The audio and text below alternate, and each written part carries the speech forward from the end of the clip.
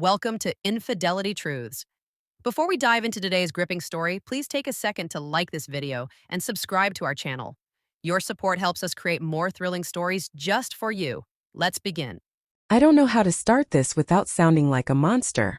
I've typed and deleted the opening line more times than I can count, each version worse than the last. There's no way to dress this up, no way to make it sound less ugly, so I'll just say it. I cheated on my wife with my daughter's therapist. The words feel like acid in my mouth. Every time they cross my mind, I want to disappear. It wasn't a fleeting mistake, a drunken slip-up I could chalk up to bad judgment.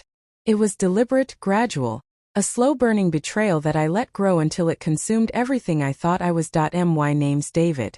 My wife Sarah is the kind of person who holds the world together without asking for credit. She's the one who remembers dentist appointments, packs lunches, keeps our lives on track. We've been married for 12 years and our daughter Mia is 9. Mia's been struggling since she was 6, severe anxiety, panic attacks that leave her gasping for air, afraid of her own shadow. We tried everything, books, routines, deep breathing. Nothing worked until we found Dr. Rachel Klein, a child psychologist who seemed to understand Mia in a way no one else could. Last fall, Mia's anxiety spiked. She stopped sleeping, started having meltdowns at school.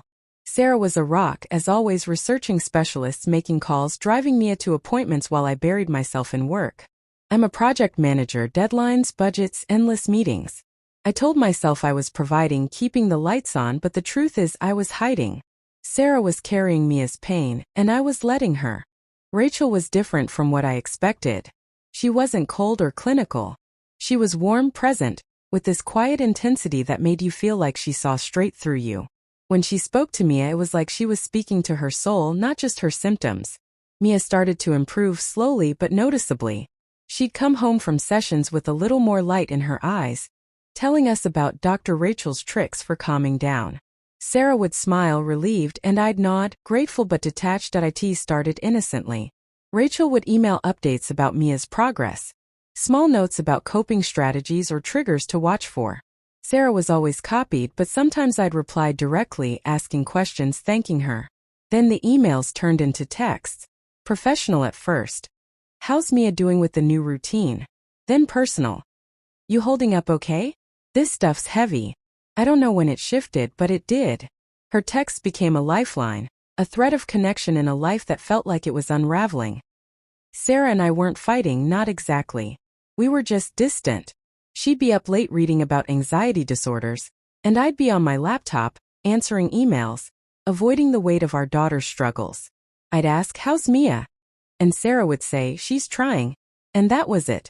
We were roommates, not partners. I didn't know how to reach her, and I didn't try hard enough. Rachel saw me. That's what it came down to. One day after a session, she asked me to stay back while Sarah took Mia to the car. "You look exhausted, David," she said, her voice soft but direct. "Are you taking care of yourself?" No one had asked me that in years. Not Sarah, not my friends, not even my own mother. I mumbled something about being fine, but she didn't let it go. "You're allowed to feel this too, you know." I felt my chest tighten. Not with sadness but with something else, recognition maybe. Like I wasn't invisible. We started talking more. Coffee runs after sessions, quick chats in her office. She'd tell me about her life. Not much, just enough to feel human. She was divorced, no kids, loved hiking on weekends. I'd share stories about Mia's better days. How she used to draw these wild, colorful pictures before the anxiety took over. Felt safe, like a friendship. But it wasn't. I knew it wasn't. The first time it crossed a line, it wasn't physical. It was a late-night text. "I'm thinking about you." My heart stopped. I stared at my phone, Sarah asleep next to me, Mia down the hall. I should have deleted it, blocked her number, told Sarah. Instead, I texted back, "Me too." That was the first step off the cliff. It built from there. Stolen moments in her office, glances that lingered too long, a brush of hands when I handed her a coffee. I told myself I could stop it, that I was still a good husband, a good father. But I wasn't. The first time we kissed, it was in her car after a session. Mia was with Sarah at a school event, and I'd stayed behind to discuss Mia's progress. It was raining, the windows fogged, and when she leaned in, I didn't pull away. Felt like waking up after years of sleepwalking. After that, it was like I was living two lives. One at home where I was David the dad, David the husband going through the motions, and one with Rachel where I was someone else, someone alive, someone wanted. We'd meet in her office after hours, or I'd lie and say I was working late to see her at her apartment. It wasn't just physical, though that was part of it, quick, desperate, like we were stealing time. It was the way she listened, the way she laughed at my dumb jokes, the way she made me feel like I wasn't failing everyone. Sarah started to notice. I could see it in her eyes, sharp, searching, like she was trying to solve a puzzle. She'd ask, "You okay? You seem off." I'd shrug, say, "Just work," and change the subject. I got careless, leaving my phone out, not deleting texts. Part of me wanted her to find out, to force me to stop because I couldn't do it myself. I hated who I was becoming, but I couldn't let Rachel go. She was the only thing keeping me from drowning. It ended on a Tuesday. I told Sarah I was grabbing dinner with a client. Instead, I was at Rachel's apartment. We were on her couch, half-dressed, when my phone buzzed. It was Sarah. "Where are you? Mia had a panic attack at school. I need you." My stomach dropped. I texted back that I was on my way, threw on my clothes, and left without a word to Rachel. When I got home, Mia was curled up on the couch, Sarah rubbing her back. Sarah looked at me and I knew she knew. Not the details, but enough. Her eyes were cold, not angry, just empty. I came clean that night. After Mia went to bed, I sat Sarah down and told her everything. The texts, the meetings, the affair. I didn't spare myself, didn't make excuses. She listened, her face still, her hands folded in her lap. When I finished, she didn't cry. She didn't yell. She just said, "Get out." I packed a bag and went to a hotel. I didn't sleep that night or the next. For weeks we barely spoke. I moved into a friend's spare room, saw Mia on weekends. Sarah coordinated everything through texts, schedules, pickup times, nothing personal. Mia knew something was wrong, but we didn't tell her the truth. She'd ask, "Why's Daddy not home?" And Sarah would say, "We're just figuring some things out." I hated myself for putting that question in her head. Rachel tried to reach out. Texts, voicemails, an email that read like a plea. "I didn't mean to break your family." I didn't respond. I couldn't. Whatever I'd felt for her was gone, replaced by a hollow ache. I'd chased a feeling, not a person, and now I'd lost everything that mattered. One night, Sarah called me. It was late, past midnight. "Can you come over?" she asked. Her voice was flat, but there was something underneath it, grief maybe. When I got to the house, she was on the porch, a glass of wine in her hand. She didn't look at me, just said, "Mia asked for you tonight." She was scared and I didn't know what to say. I sat down, a foot of space between us. "I'm sorry," I said, and it felt so small, so useless. She laughed, sharp and bitter. "Sorry doesn't fix this, David. You chose someone else. You chose her over us." "It wasn't about her," I said, my voice breaking. "It was about me. I felt like I was failing you, failing Mia, and I didn't know how to stop it. She was just there."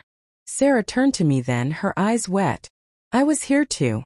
I was right here carrying the same weight, and you didn't see me." I wanted to argue, to say I'd been drowning too, but she was right. I hadn't seen her. I'd seen my own pain, my own needs, and I'd run to someone else to fix them. We didn't fix things that night. But we talked, really talked, for the first time in years. About Mia, about the pressure, about how we'd both been disappearing into our roles. Sarah told me she'd felt alone too, that she'd been angry at me for checking out, for leaving her to carry Mia's illness. I told her I'd felt useless, like I was failing them both by not knowing how to help. That we started therapy, couples counseling, individual sessions. It was brutal, peeling back layers of resentment and guilt. Sarah didn't trust me and I didn't blame her. I didn't trust myself either. But we kept showing up for Mia, for the life we'd built, for the chance we might find each other again. I moved back home after 4 months, sleeping on the couch. Sarah set boundaries, no touching, no pretending we were okay. I respected them. I showed up for Mia's appointments, cooked dinners, listened when Sarah needed to talk. Some days she'd look at me like she was trying to remember who I was. Other days she'd smile and it felt like a lifeline. Rachel left her practice a few months later. I heard she moved to Chicago. I didn't care. She was a chapter I'd burned through, a mistake I'd carry forever. Mia kept improving, her panic attacks less frequent, her laughter louder. She'd draw pictures again, taping them to the fridge like she used to. Sarah and I started eating together, just the three of us, like a family. It wasn't the same, it never would be. But it was something. One night, after Mia was asleep, Sarah sat next to me on the couch. Not close, but closer than before. "I don't know if I'll ever forgive you," she said, her voice steady. "But I want to try. For Mia. For me. Maybe even for you." I nodded, my throat tight. "I'll be here," I said. And I meant it. We're not whole, not yet. Maybe we never will be. But we're here in this house, in this life. This morning Mia woke us up, demanding waffles and a board game. Sarah laughed, and for a second her hand brushed mine. It wasn't love, not like it used to be, but it was something real. And for now, that's enough.